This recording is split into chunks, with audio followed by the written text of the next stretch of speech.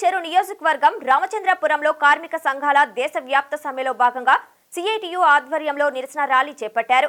ఈ సందర్భంగా సిఐటియు నాయకులు మాట్లాడుతూ కేంద్ర రాష్ట్ర ప్రభుత్వాలు కార్మిక వ్యతిరేక కార్యక్రమాలు పాల్పడుతూ ఉన్నారని, వారి వైఖరి వెంటనే మార్చుకోవాలని, కనీస వేతన చట్టం అమలు చేయాలని డిమాండ్ చేశారు. దేశవ్యాప్త సార్వత్రిక సమ్మెలో భాగంగా ఒకరోజు కార్మిక సంఘాలన్నీ నిరసన చేపట్టాయన్నారు.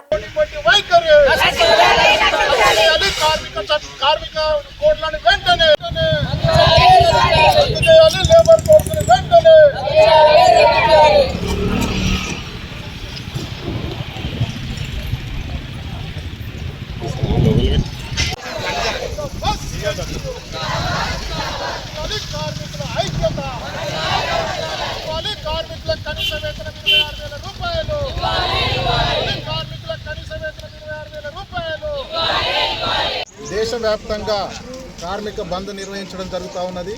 దేశంలో ఉన్నటువంటి అన్ని కార్మిక సంఘాలు, ఉద్యోగ సంఘాలు ఈ యొక్క కేంద్ర ప్రభుత్వ విధానాలకు వ్యతిరేకంగా 4 లేబర్ కోడ్లను వెంటనే రద్దు చేయాలని, కనీస వేతనం 26,000 ఇవ్వాలని, కాంట్రాక్ట్ అవుట్సోర్సింగ్ విధానాన్ని రద్దు చేసి పర్మనెంట్ వర్కర్ని పెట్టుకోవాలని చెప్పి పెద్ద ఎత్తున దేశవ్యాప్తంగా ఈ ధర్నాలు, ర్యాలీలు నిర్వహించడం జరుగుతుంది. ఈరోజు ఈఎస్ఐలో కూడా ఈ ర్యాలీ జరుగుతూ ఉన్నది.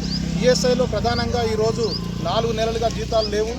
4 నెలలుగా జీతాలు లేవని అడిగితే అసలు కాంట్రాక్టు రినోలే కాలేదు, మీరు పని ఎట్లా చేస్తున్నారని చెప్పి ఈరోజు డైరెక్టర్ ఆఫీస్లో చెప్తున్నటువంటి పరిస్థితి ఉన్నది. కలెక్టర్ని కలిసాము, ఇక్కడ సూపరింటెండెంట్ కలిసినాము, ఎవరిని కలిసినా జీతాలు వస్తున్నటువంటి పరిస్థితి కూడా లేదు. కాబట్టి ఇక్కడ కూడా కార్మికులందరినీ పర్మనెంట్ చేయాలి, కాంట్రాక్ట్ విధానాన్ని రద్దు చేయాలని చెప్పి సిఐటిగా డిమాండ్ చేస్తూ ఉన్నాం.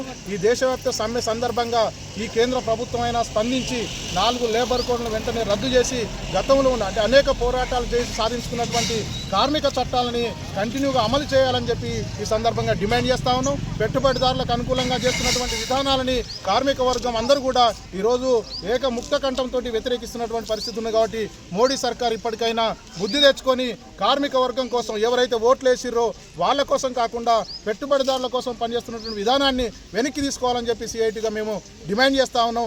లేదంటే రాబోయే కాలంలో కార్మిక వర్గాన్ని మరింత సంఘటితం చేసి పోరాటాలు చేస్తామని చెప్పి ఈ సందర్భంగా కేంద్ర ప్రభుత్వానికి హెచ్చరిక చేస్తూ ఉన్నాం. నా పేరు అనురాధ, నేను ఓటీ టెక్నీషియన్ని. ఇక్కడ మేము 14 సంవత్సరాల నుంచి పనిచేస్తున్నాము. కానీ ఏ రోజు ఇన్ని సంవత్సరాలలో ఎవ్రీ ఇయర్ ఫిబ్రవరి 2కి మనకు మార్చిలో కానీ రెండింగ్లో ఫైనాన్షియల్ రెండింగ్లో కాంట్రాక్ట్ రిన్యూవల్స్ అవుతాయి.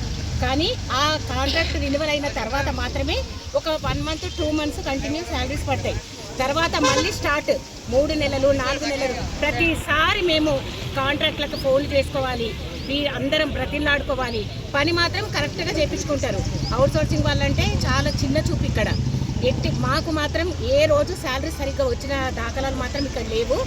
అసలు మేము ఇప్పుడు యాజమాన్యాన్ని అడిగితే మాకు సంబంధం లేదు, ఎవరికి అడిగినా మాకు సంబంధం లేదు. మరి మేము ఎవరి కింద పనిచేస్తున్నాము, మేము ఎవరి దగ్గర పనిచేస్తున్నాము, కనీసం వాళ్ళకి కొంచెమన్నా ఉండాలి కదా. ఇప్పుడు సూపరింటెండెంట్ సార్ ఉన్నారంటే కనీసం మరి మా బాధలు అర్థం చేసుకోవాలి కదా. మేము ఈరోజు ఉన్నాం, ఈఎస్ఐలో వర్క్ చేస్తున్నామంటే ఆయనకు సంబంధించిన వ్యక్తుల మీద ఆయనకు మాత్రం నిమ్మకు నీరెత్తినట్టు కూర్చుంటున్నారు. ఏ యాజమాన్యం వచ్చినా ఏ సూపరింటెండెంట్ చాలా సార్లు వెళ్ళాము, సూపరింటెండెంట్ చాలా సార్లు వెళ్ళాము. ఫస్ట్ టైం వెళ్ళినప్పుడు అమ్మ మీ కాంట్రాక్ట్స్ రిన్యూవల్ కాలేదు, నేనే ఇప్పుడు 80 lakhs వరకు బడ్జెట్ మొత్తం తెప్పించి పెట్టినాను, నా మిస్టేక్ లేదని ఆయన చెప్పాడు. మళ్ళీ కాంట్రాక్టర్లకు ఫోన్ చేస్తే అమ్మ రిన్యూవల్ అయినట్టు మాకు ఏ లెటర్స్ రాంది, మిమ్మల్ని ఎట్లా తీసుకోవాలి, మాకు కాంట్రాక్ట్ రిన్యూవల్ అయితేనే కదా మీకు శాలరీస్ వేసేది అని. లాస్ట్ 10 days బ్యాక్ ఇక్కడికి కాంట్రాక్టర్లు వచ్చారు. వస్తే ఎల్ఎస్టీ సార్ వాళ్ళందరినీ పిలిపించి లోపల కూర్చోబెట్టి మమ్మల్ని కూడా పిలిపించారు లోపలికి. ఫ్రైడే రోజు సార్ వాళ్ళు వచ్చారు, మండే రోజు శాలరీస్ వేసేస్తున్నారు, మండే శాలరీస్ వేస్తున్నారని చెప్పారు. మండే ట్యూస్డే వెనస్డే కాల్ చేస్తా పోతున్నాం కాంట్రాక్టర్లకి, చేసే వాళ్ళు ఫోన్లు కూడా లిఫ్ట్ చేయలేదు. రావు మాకు ప్రతిసారి పెండింగ్ ఎప్పుడు రాలేదు.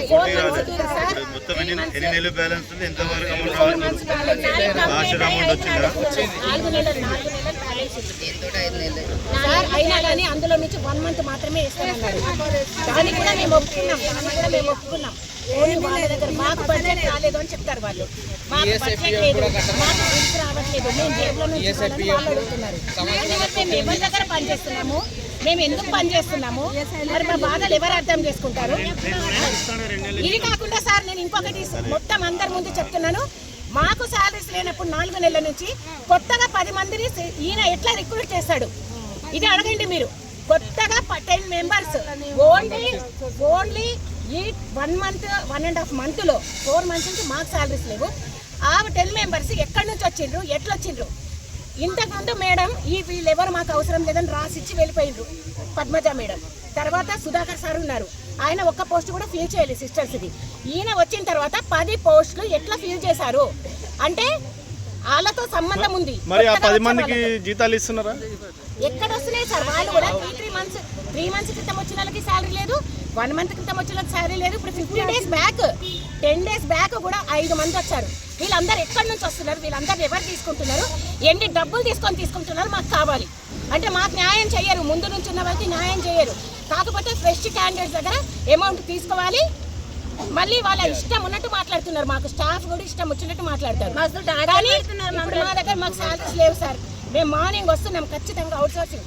ఒక పర్మనెంట్ ఎంప్లాయీ వాళ్ళు ఒక్క పని చెయ్యరు, వాళ్ళు ఒక్క పని చెయ్యరు. ఓన్లీ అవుట్ సోర్సింగ్ మాత్రమే. అక్కడ సిస్టర్స్ కానీ ఆయమ్మలు కానీ మేము టెక్నీషియన్స్ కానీ ల్యాబ్లో కానీ ఎక్స్రేలో కానీ పీసీసీ ప్రతి చోట మేము మాత్రమే వర్క్ చేస్తాం. అంటే వాళ్ళు లక్షల జీతాలు తీసుకోవట్లేదా? వాళ్ళకు ఒక్క నెల లేటుగా వస్తే మొత్తం ఒక్క రోజు వాళ్ళు మొత్తం పరిచయం అయిపోతారు.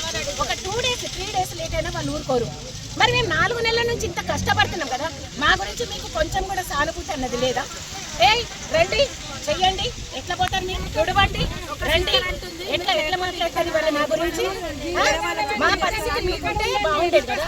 ఒక్క రోజున మా పరిస్థితి మీరు ఫేస్ చేస్తే ఒక్క నెల